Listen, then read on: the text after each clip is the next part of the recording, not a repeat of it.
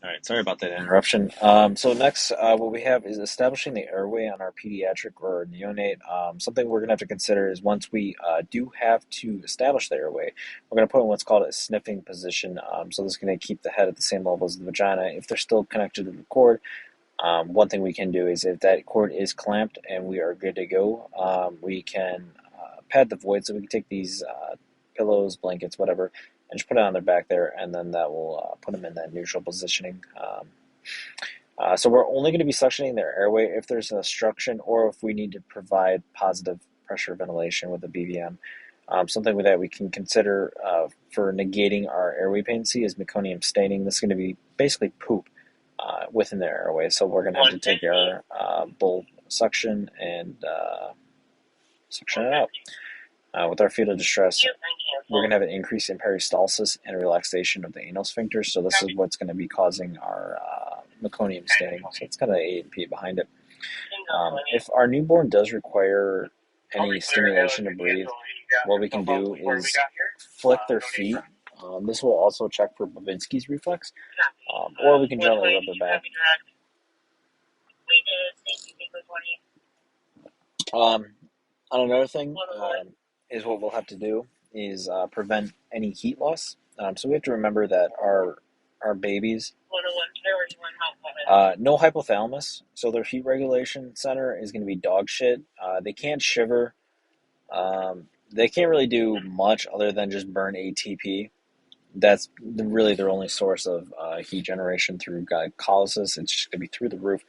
So a cold infant can quickly become distress, decreased respiratory rate, L plus ratio. You're doing PALS. Have fun. Birth temp is going to be a little elevated. Just they're trying to burn off everything they can. So also be susceptible to possible hypoglycemia. That's going to be their main source of energy. So be wary of it. Dry the baby, close all the windows, keep the area and environment warm. Cutting the umbilical cord, you guys already know how to do this, so you'll be good. If the infant, however, does require resuscitation, cut the cord, provide what you need to, just so that circulation doesn't go back into the mother or there's an influx going into the baby. Don't milk or strip the cord. This will increase the blood viscosity or thickness, pretty much resulting in polycythemia, excess red blood cells. And then you also may have that mismatch circulation, like if we were to do resus on a corded baby. Polycythemia, you guys already know about this. If you can, get yourself a nice pair of raptor shears and pit vipers, and then you'll be good to cut the cord. Like we talked previously just a second ago, meconium staining is indicative of stress at some point during pregnancy. Aspiration is a very big precaution. So, if the baby's airway is fully occluded, you may have to just right out the gate intubate. Important procedures: suctioning. We'll do our bulb. We'll dry them and stimulate them to breathe if need be. Fetal heart rate, you're going to want between 100 and 180 for our heart rate as soon as they're coming out. It'll come down progressively, but their cardiac output is mostly dependent on their heart rate. Bradycardia will cause our hypoxia or decrease our cardiac output, which will cause our poor perfusion. If we have a heart rate less than 60, we're doing compressions. Have fun. Here's all of the things we will need during resuscitation. BVM, most importantly, tubes. I could not imagine dropping an LMA. I don't even think they make ones big enough. Glucometer, so we can check off our H's and T's. Epi, of course. And you guys already know how to resus a baby. Really, the only thing that's getting added on after our EMT basic class is you're going to have the option for cardiac monitoring. You're also going to have Epi available for you. You will have to make your own dosages for 0.01 milligram per kilo. And advanced airway placement. But other than that, it's very simplistic. Check your APGAR at 1 and 5 minutes. You'll be good to go. Your traditional, let's say we have a neonate, comes out perfect, 100 to 2,000 grams. You're going to be using a 3.0 ET tube, cuffed or uncuffed, up to you, whatever you have available. But You can also use, so I'll do a rough drawing here on the patient's smallest digit, usually their pinky. They got an extra finger here, but if you take the diameter of that size, that will give you a rough estimate on what you need to use. Sometimes you'll have a larger baby at birth. These will be seen in our diabetics, and then with a smaller infant, you may see this with our crack babies, heroin, IV drug abuse, mothers, very common, narcotic overdose. Um, so we'll begin any ventilation really under 100, but still above 60, low SpO2 post-birth values. Any apnea, we can flick them, stimulate. Respiratory rate, you want 30 to 60, that would be adequate in our book. We should be good on that. Supplemental oxygen, avoid hyperoxia. Chest compressions, you guys already know this. Something to mention, so Josh did tell me how he remembers is placenta. If you spell it, you got two A's, so you can always reference you have two arteries and one vein. Very good way to look at it. I know there's a couple textbook questions that they'll ask you for whatever reason. Uh, so there you go. And plus, you're only going to be having an option for one vein access. You're not going to be deciding between the two. Medications and fluids. For any fluid therapy within our neonate, we're going to be 10 milliliters per kilogram. Just keep in mind, but most in our pediatrics, we're going to be upping it to 20 mil. Just kind of think of the bathtub method. Smaller bathtub, smaller fluids. And as they progressively get older, we're going to be opting into that 20 mil. It's kind of the standard with our pediatrics for our bolusing. Maternal narcotic use. This is we're going to be talking about low birth infant weights. Treatment is Narcan. We already know what our signs and symptoms are going to have. Tremors, startles. There are going to be withdrawing at birth from that. So just be very keen to the respiratory depression or maybe arrest. Meconium stained amniotic fluid. Just assess the airway. I mean, that's really all it is.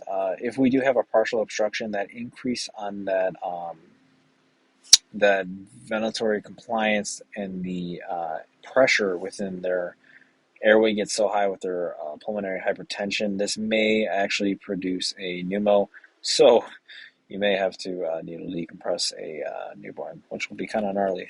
Cool story. May cause atelectasis, which is going to be a collapse of our airless lung, kind of like we see in COPD sometimes, or emphysema. Intubate, of course. And yep, here's our neonatal hypotensive, 10 mil per kilo. Apnea, uh, it's really just repeating itself over and over, but no airway, tactile stimulation. Doesn't work, flick the soles. Doesn't work, maybe blow by O2 in there. That still doesn't work, and then we're going to be BVMing. Then you can reassess your heart rate here and then go on if you're going to be doing your ET2 placement. Diaphragmatic herniation, we already did a little quick review over that, so if you want to pause the video and look at these notes here, this will give you a little bit farther look into it. Signs and symptoms is going to be distress within our respiratory system here. Bowel sounds in the chest are very big. Heart sounds displaced to the right or to the left. It could happen on either side, but most of the time it's going to be on the right side. So we have our bowels and we have our lungs over here. Most of the time our herniation is going to happen right there. So we'll have everything displaced to the left. Unresponsive to ventilation is going to be really shit compliance. Management is going to be position the head. Really, the best thing that we can do for these patients is intubate. Just because if we do, let's say with like an adult almost, we BVM them, and everything goes right, we still have the chance of things not going into the lungs, but they'll actually go into the stomach, even with the best ventilation possible, just because we're not solidifying that trachea. So BVM them, and you'll be good to go. And then we can also, at least not in a pre-hospital setting, but in the hospital, they will send down an NG tube and then they will aspirate and collect all that air buildup from in there and retract them back in. Bradycardia, what do you know? We're just going to give O2 and we will follow our inverted pediatric triangle, dry, warm, keep them comfortable, O2, BVM, and you can kind of see how these things are kind of stacking up on criticality of how invasive they are. Prematurity is anything born before 37 weeks. Weight range, not really the biggest problem, but just know that under 37 weeks is going to be considered premature. Um, really big risk for any respiratory suppression, anything really. Like their whole system is going to be one shot, so you have to be very on top of your game with these patients, reassessing them every 5 minutes, regardless if you see any life threats. These patients may have premature organ systems that can just fail like that, especially their respiratory center. So be very on top of your game with these patients. Um, these infants, not only premature infants, but infants in general, like we talked maybe in the last video or just a while ago, their ATP is going to be, burning this stuff is going to be their primary source for heat. So just burning off all that glucose. They're not going to have a well-developed hypothalamus, which is going to be our heat regulation center. They're unable to shiver, so they lose heat very quickly. They're not able to generate it from movement or activity. And smaller sub-Q stores of insulating fat. Respiratory distress and cyanosis, we should be good. Just remember our medulla oblongata is going to be kind of our vitals, how those are all operated in the body. So everything will respond here. So if you have a brain injury or brain stem injury, excuse me, to the medulla, you could probably see some neurogenic shock where these are all your vitals are kind of almost produced and like kind of keen and listen to the medulla oblongata. Contributing factors, CNS disorders, metabolic problems, sepsis, shock, even diaphragmatic herniation, which is kind of wild. Signs and symptoms. There you go. We have our nasal flaring, intercostal retractions, paradoxical breathing, maybe a pneumo from our diaphragmatic herniation, tachypnea, and grunting, maybe head bobbing. Follow your inverted triangle. Just work from there and kind of work your way up to where you need to stop. Good thing to remember is with our pediatric patients, their organ systems are brand new. It's like a new car. You get the V8, and as soon as you tear out the lot, it's going to be going 0 to 100 within a couple seconds. Unlike our adult patients who don't respond too well to some of the treatments, you got to understand that there's multiple disease processes. There's hypertension, pulmonary hypertension, or atherosclerosis, diabetes, liver cirrhosis, stuff like that, where your pharmacodynamics and the way that the medications and their pathophys is working, it's maybe going to be delayed or hindered, and their metabolic system's not going to respond as it should. Just remember with these pediatric patients, be super fucking aggressive with your treatments. As soon as you notice something, kind of correct it, because these patients, like Tyler says, they come up and they're really, really good, and then they just plummet. So that's the tombstone right there. But these patients, brand spanking new, off the lot, and the treatments you give them will typically respond very well. You just have to be very on top of your game and just watch them like a hawk, reassess every 5 minutes. And as long as you did that, the baby will be fine in most cases. Hypovolemia, with our neonates, we're going to be doing 10. With our pediatrics, we're going to do 20 per kilo. Dehydration and hemorrhaging, mostly dehydration is our main source, nausea, vomiting, stuff like that. So we have our signs and symptoms of pallor, cool skin, diminished peripheral pulses, oliguria, dark urine maybe, altered mental status, and delayed cap refill. These are all going to be signs indicative of our hypovolemic.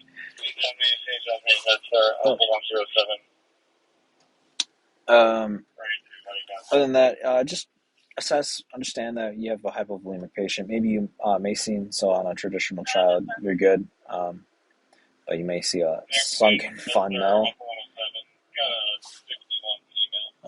Sorry about that, if you can hear that. So give a bolus over 10 minutes or so, or whatever it may be. Seizures, it should be, I don't think we're going to be going over seizures, but just understand that you can have slow seizures. These chewing motions, excessive salivation, pedaling leg movements, swinging movements of the arms, and blinking. So they're not going to produce just like an adult would with these seizures. They're going to be very subtle.